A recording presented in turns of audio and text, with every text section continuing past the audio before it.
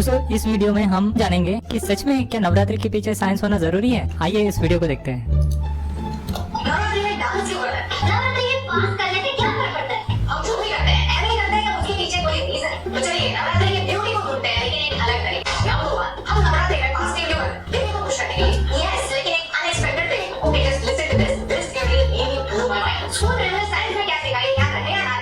एक चीज कोई भी, mitochondria is the power house of our cell. ये चीज तो इन्होंने बहुत सही बोली है। Mitochondria is a power house of the cell.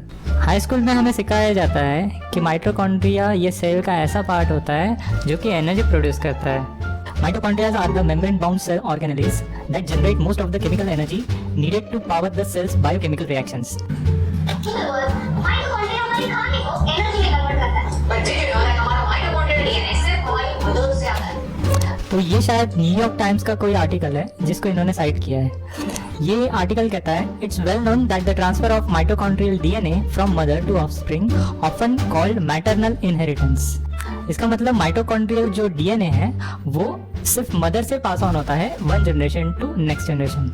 Yes, यानी जो चीज हमें पावर देती है, लिटरली शक्ति देती है, वो डायरेक्टली हमारे माँ के मन से हमें कनेक्ट करती है। कोई भी इसका एग्जैक्ट रीजन नहीं जानता कि नेक्स्ट ये लोग साइट करते हैं नोबडी फुल्ली अंडरस्टैंड व्हाई और how fathers mitochondrial DNA gets wiped from the cell. आइए ये चीज भी देख लेते हैं।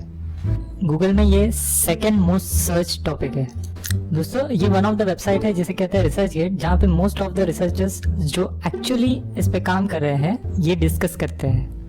तो यहाँ पे क्वेश्चन है why mitochondrial DNA is inherited from mother only in contrast with nuclear DNA which inherited from both of parents dad and mom.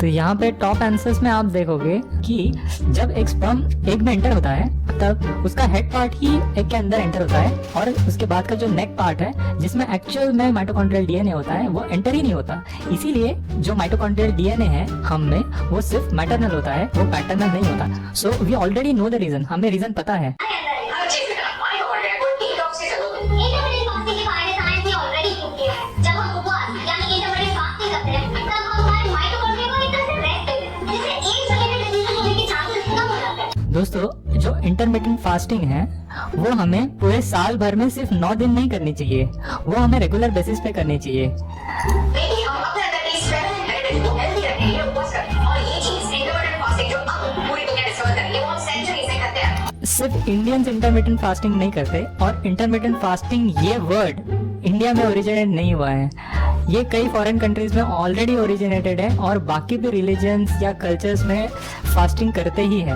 ये सिर्फ इंडियन कल्चर नहीं है या फिर नवरात्र नहीं है जहाँ पे सिर्फ इंटरमिटेंट फास्टिंग होती है। और अकॉर्डिंगली हमें हमारे स्लीप साइकिल में भी चेंजेस करने पड़ते हैं। दोस्तों हमारे स्लीप साइकिल में चेंजेस ये जो बात कर रहे हैं that is clearly false. Sleep cycle में कभी चेंजेस नहीं होते unless you are changing the time zone. इसे साइंटिफिकली कहते हैं किर्केडियन साइकिल।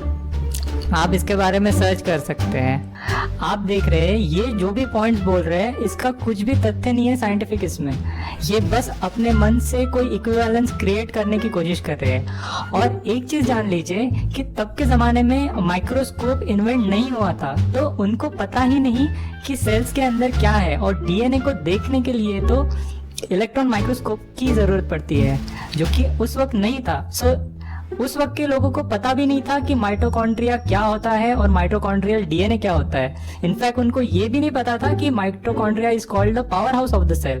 अगर उनको यही नॉलेज नहीं है तो how can they create a whole culture और a tradition around it. Psychologist कहते हैं कि डांसिंग किसी एक्सरसाइज से ज्यादा एंडोर्फिन रिलीज करता है। अपने अंदर की एनर्जी से करने का डांस एक एफर्ट है और ये हमारे एंडोर्फिन को बढ़ाता है। दोस्तों हमारे अंदर की हमारे बाहर की ऐसे कोई एनर्जी नहीं होती है। जो कुछ हम खाते हैं उससे एनर्जी प्रोड्यूस होती है जो कि हमारे बॉडी के सेल्स यूज करते हैं। That's it. दोस्तों अगर आपको इंटरमिटेंट फास्टिंग के बारे में जानना है अलग अलग कल्चर्स में तो आप ये चीज सर्च कर सकते हैं, intermittent fasting in different cultures.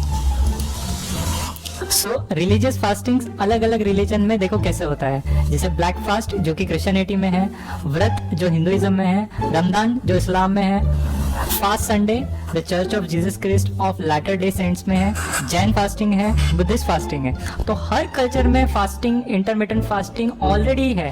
इसका मतलब ये नहीं है कि वो अपने माइटोकॉन्ड्रियल डीएनए को डिटॉक्स करने की कोशिश कर रहे हैं। This is not the meaning. Simple है और सिंपल चीजें नेचुरली ब्यूटीफुल होती हैं। जब हम चीजों को सिंपलीफाई करते हैं तो ऐसा लगता है कि साइंस और कल्चर दोनों एक साथ एक ही बंडल में। आई होप इस वीडियो से आपको सिंपली ये समझ में आ गया हो कि साइंस और कल्चर का एक दूसरे के साथ कोई रिलेशन नहीं है। कल्चर को सिंपल और ब्यूटीफुल बनाने के लिए साइंस की ज़रूरत नहीं है। Without science also you can celebrate your culture. Unless आपका कल्चर सिंपल और ब्यूटीफुल तभी हो सकता है जब वो इक्वालिटी, लिबर्टी इस जैसे मॉरल्स को प्रोपोगेट करे। और साइंस एक अलग चीज़ है। साइंस की चीज़ें आपके कल्चर में बिठा के आप अपने कल्चर को वैलिडिटी दिखाना, this is still a foolishness. बचपन से हमें सिखाया गया है, डोंट आस्क व्हाई, क्योंकि बड़ों के पास बच्चों के कुछ सवालों के जवाब नहीं होते। इस एटीट्यूड की वजह से सवाल कम नहीं होते, कंफ्यूजन बढ़ता है। और इसी एटीट्यूड की वजह से हम हमारे पुराने नॉलेज से डिस्कनेक्ट हो रहे हैं। पुराने नॉलेज जो भी था वो एक फिलोसॉफिकल नॉलेज था, ना कि साइंटिफिक नॉलेज। इसी वजह से जो भी ट्रेडिशनल और कल्चरल नॉलेज है वो सारा फिलोसॉफिकल है। इसमें साइंटिफिक टेम्परामेंट बिल्कुल नहीं है, चाहे वो कौन सा भी रिलीजन का हो, कौन से भी कल्चर का हो। इसीलिए अगर आपको सच में साइंस पढ़ना है तो आपको कल्चर से और ट्रेडिशन से बाहर आके पढ़ना पड़ेगा और उन दोनों में इक्विवेलेंस ढूंढना प्लीज बंद कर दीजिए। रैंडमली सवाल पूछते हैं, तब हमारे फेस्टिवल्स कैसे होने चाहिए? मूर्ति कितनी बड़ी होनी चाहिए? पटाखे जलाने चाहिए या नहीं? ऐसे क्वेश्चंस क्यों रेलेवेंट हो जाते हैं? ऑफ कोर्स पटाखे नहीं जलाने चाहिए क्योंकि उससे पोल्यूशन होता है, ये कॉमन सेंस है। आपको क्या लगता है? ऐसी कौन सी चीजें हमारे कल्चर में जो आपको कंफ्यूज कर रही हैं? आई थिंक इनका वीडियो ही हमारे कल्चर को कंफ्यूज कर रहा है साइंटिफिक इक्विवेलेंस दिला के। आपको वीडियो पसंद आई तो लाइक कीजिए और इस जैसे ही टॉपिक को अगर आप कोई वीडियो हो जिसपे आप चाहें कि मैं रिएक्ट करूं तो मुझे कमेंट्स में सजेस्ट कीजिए। Thank you.